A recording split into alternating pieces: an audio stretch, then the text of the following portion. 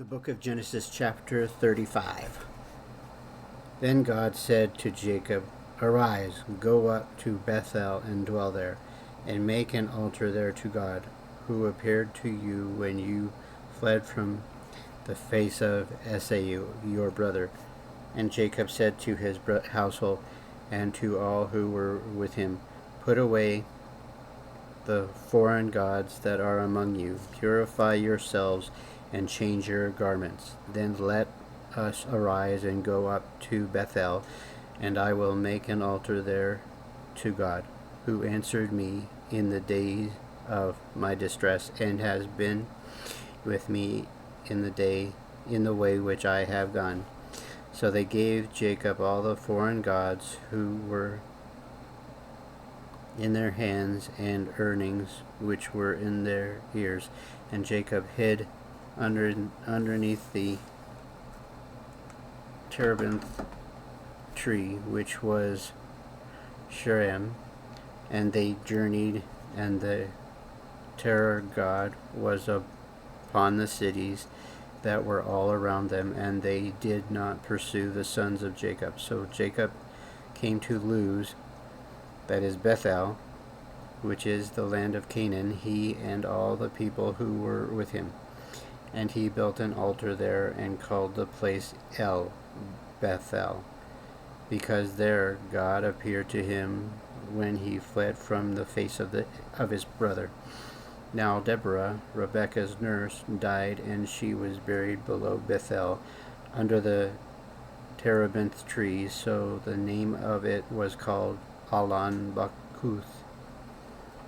Then God appeared to Jacob again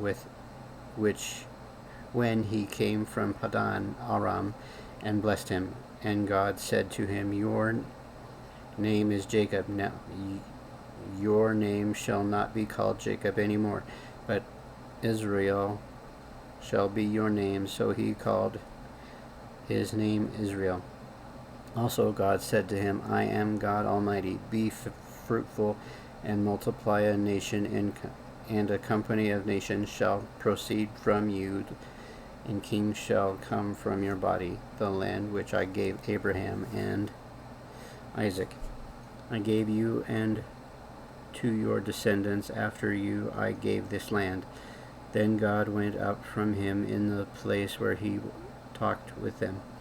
So Jacob set up a pillar in the place where he talked with them, a pillar of stone, and he poured a drink offering on it, and he poured oil on it. And Jacob called the name of the place where God spoke with him Bethel. Then they journeyed from Bethel, and when there was but a little distance to go to Ephrath, Rachel labored in childbirth, and she had hard labor. Now it came to pass when she was in hard labor that the midwife said to her, "Do not fear, you will have this son also." And so it was, as her soul was departing, for she died, that she called his name Benoni. Then his father called him Benjamin. So Rachel died and was buried on the way to Ephrath, that is Bethlehem, and Jacob set a pillar on her grave, which is pillar of Rachel's grave to this day. Then Israel journeyed and pitched his tent beyond the tower of Eder. And it happened when Israel dwelt in that land that Reuben went and lay with Bilhah, his father's concubine, and Israel heard about it. Now the sons of Jacob were 12. The sons of Leah were Reuben, Jacob's firstborn, and Simeon, Levi, Judah, Issachar, and Zebulun. The son of Rachel were Joseph and Benjamin. The son of Bilhah, Rachel's maidservant, were Dan and Naphtali. And the son of Zilpah, Leah's maidservant, were Gad and Asher. These are the sons of Jacob who were born to him in Padan Aram. Then Jacob came to his father Isaac in Mamre, or Kirjath Arba, that is Hebron, where Abraham and Isaac had dwelt. Now the days of Isaac were 180 years. So Isaac breathed his last and died, and was gathered to his people, being old and full of days, and his sons Esau and Jacob buried him. The book of Genesis, chapter 36. Now this is the genealogy of Esau, who is Edom. Esau took his wives from the daughters of Canaan: Adah, the daughter of Elon and Hittite; Ahlabama, the daughter of Anah, the daughter of Zibeon the Hivite; and Basmath, Ishmael's daughter, sister of Nebajoth. Now Adah bore Eliphaz to Esau, and Basemath bore Reu, and Ahlabama bore Jeus, Jalam, and Koran. These were the sons of Esau who were born to him in the land of Canaan. Then Esau took his wives, his sons, his daughters, and all the persons of his household, his cattle, and all his animals, and all his goods which he had gained in the land of Canaan, and went to a country away from the presence of his brother Jacob, for their possessions were too great for them to dwell together, and the land where they were strangers could not support them because of their livestock. So Esau dwelt in Mount Seir. Esau is Edom, and this is the genealogy of Esau, the father of the Edomites, and Mount Seir. These were the names of Esau's sons: Eliphaz, the son of Adah, and the wife of Esau, and Reu, the son of Basemath, the wife of Esau. And the sons of Eliphaz were Taman, Omar, Zepho, Gatam, and Kenaz. Now Temah was the concubine of Eliphaz, Esau's son, and she bore Amalek to Eliphaz. These were the sons of Adah, Esau's wife. These were the sons of Reu, Nahath, Zara, Shammah, and Mizah. These were the sons of Basemath, Esau's wife. These were the sons of Ahlabama, Esau's wife, the daughter of Anah, the daughter of Zibeon, and she bore to Esau Jeus, Jalam, and Korah. These were the chiefs of the son of Esau. The sons of Eliphaz, the firstborn son of Esau, were chief Taman, chief Omar, chief Zepho, chief Kenaz, chief Korah, chief Gatam, and chief Amalek. These were the chiefs of Eliphaz in the land of Edom. They were the sons of Adah. These were the sons of Reu, Esau's son, chief Nalath, chief Zorah, chief Shammah, and chief Mizah. These were the chiefs of Reu in the land of Edom. These were the sons of Basemath, Esau's wife. And these were the sons of Ahlabama, Esau's wife, chief Jeus, chief Jalam, and chief Korah. These were the chiefs who descended from Ahlabama, Esau's wife, the daughter of Anah.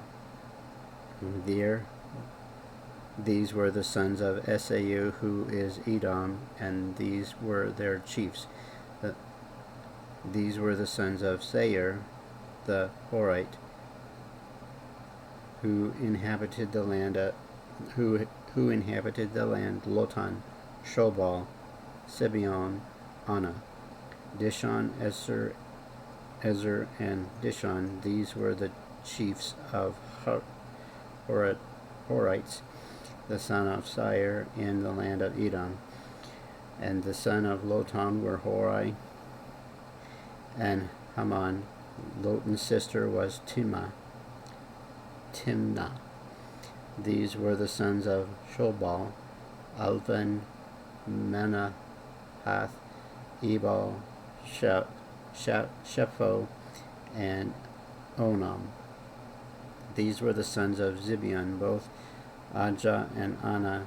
This was the Anna who found the water in the wilderness as he pastured the donkeys of the father Zibeon. These were the children of Anna, Dishon, and Olahabama, the daughter of Anna. These were the sons of Dishon: Hamdan, Ishban, Ithran, and Chiron. These were the sons of Esher, Bilhan, Zaphan, and Achan. These were the sons of Dishon, Uz, and Aran. These were the chiefs of Horites: chief Lotan, chief Zobal, chief Zibeon, chief Anna, chief Dishon, chief Eser, and chief Dishon. These were the chiefs of the Horites, according to their chief in the land of Seir. Now these were the kings who reigned in the land of Edom before the king reigned over the children of Israel. Bela the son of Beor reigned in Edom, and the name of the city was Dinahaba. And when Bela died, Jacob the son of Azaran of Borah reigned in his place. When Jobab died, Husham, the land of Temanites, reigned in his place. And when Husham died, Hadad, the son of Bedad, who attacked Midian in the field of Moab, reigned in his place.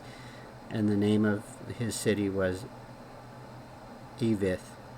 When Hadad died, Simlah of Massacah reigned in his place. And when Simlah died, Saul of Rehoboth by the river reigned in his place. When Saul died, Baal-Hanan, the son of Achbor, reigned in his place. And when Baal-Hanan,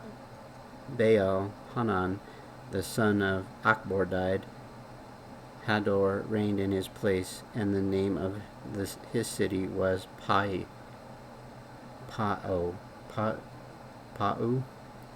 His wife's name was Mehetabel, the daughter of Matred, the daughter of Mezahab. And these were the names of the chiefs of Esau, according to their families and their places by their names: Chief Timnah, Chief Alavah, Chief Zereth, Chief Ahalabama, Chief Allah, Chief Penan, Chief Kazaz, Chief Timnah, Chief Mibzar, Chief Magdiel, and Chief Iram. These were the chiefs of Edom, according to their dwelling places in the land of their possession. Esau was the father of the Edomites. The book of Genesis, chapter 37. Now Jacob dwelt in the land where his father was a stranger, in the land of Canaan. This is the history of Jacob. Joseph's being 17 years old, was feeding the flock with his brothers, and the lad was with the sons of Bedah and the sons of Zilpah, the father's wives, and Joseph brought a bad report to them to his father. Now Israel loved Joseph more than all his children, because he was the son of his old age. Also he made him a tunic of many colors. But when his brothers saw that their father loved him more than all his brothers, they hated him and could not speak peaceably to him. Now Joseph had a dream, and he told it to his brothers, and they hated him even more. So he said to them, "Please hear this dream which I have dreamed. There we were binded sheaves in the field, and behold, my sheaf arose and also stood upright, and indeed your sheaves stood all around and bowed down to my sheaves." And his brothers said to him, "Shall you indeed reign over us, or shall you indeed have dominion over us?" So they hated him even more for his dreams and for his words. Then he dreamed still another dream, and told it to his brothers, and said, "Look, I have dreamed another dream, and this time the sun, the moon, and the 11 stars bowed down to me." So he told it to his father and to his brothers, and his father rebuked him and said to him, "What is this dream that you have dreamed? Shall your mother and I and your brothers indeed come to bow down to the earth before you?" And his brothers envied him, but his father kept the matter in mind. Then his brothers went to feed their father's flock in Shechem. And Israel said to Joseph, "Are not your brothers feeding the flock in Shechem? Come, I will send you to them." So he said to him, "Here I am." Then he said to him, "Please go and see if it is well with your brothers and well with the flocks, and bring back word to me." So he sent him out of the valley of Hebron, and he went to Shechem.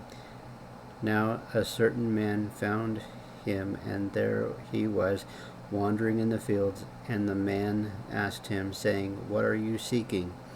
So he said, "I am seeking my brothers. Please tell me where they are feeding their flocks." And the man said, "They have departed from here, for I heard them say, 'Let us go to Dothan.'" So Joseph went after his brothers and found them in Dothan. Now when they saw him afar off, even before he came near them, they conspired against him to kill him. Then they said to one another, "Look, this damned dreamer is coming. Come, therefore, let us now kill him and cast him into the pit. And we shall say, 'Some wild beast has devoured him.' We shall see what will become of his dreams." But Reuben heard it, and he delivered him out of the hands, and said, "Let us not kill him." And Reuben said to them, "Shed no blood, but cast him into the pit which is in the wilderness, and do not lay a hand on him, that he might deliver him out of their hands and bring him back to his father." So it came to pass, when Joseph had come to his brothers, they had stripped Joseph of his tunic, and the tunic of many colors that was on him. Then they took him and cast him into a pit, and the pit was empty. There was no water in it, and they sat down to eat a meal. Then they lifted their eyes and looked, and there was a company of Ishmaelites coming from Gilead,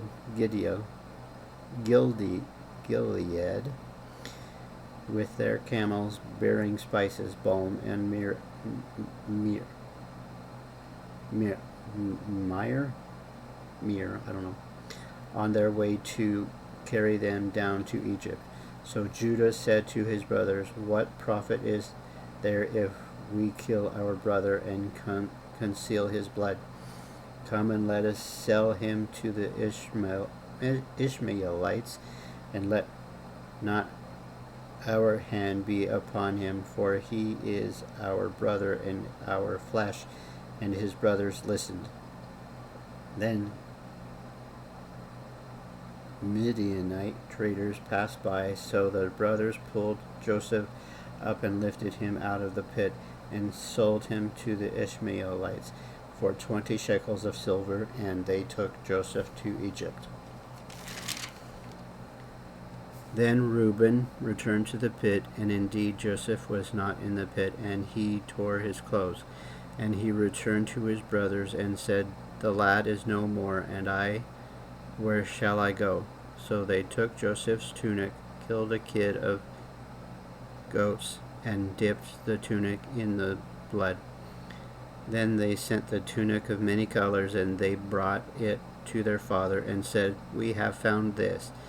Do you know whether it is your son's tunic or not?" And he recognized it and said, "It is my son's tunic. A wild beast has devoured him." Without doubt, Joseph is torn to pieces. Then Jacob tore his clothes, put sackcloth on his waist, and mourned for his son many days. And all the sons and all the daughters arose to comfort him, but he refused to be comforted, and he said, "For I shall go down into the grave to my son in mourning." Thus his father wept for him. Now the Midianites had sold him in Egypt to Potiphar, an officer of Pharaoh and captain of the guard.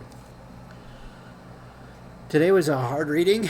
I had a very long day. I was doing a lot of business for my business, but I still held to my word that I'm going to get my reading done every single day. So far I'm doing really good. I hope you guys enjoyed your day, morning, afternoon, or night. Whatever part of that day is, I hope you're enjoying it. Bye now.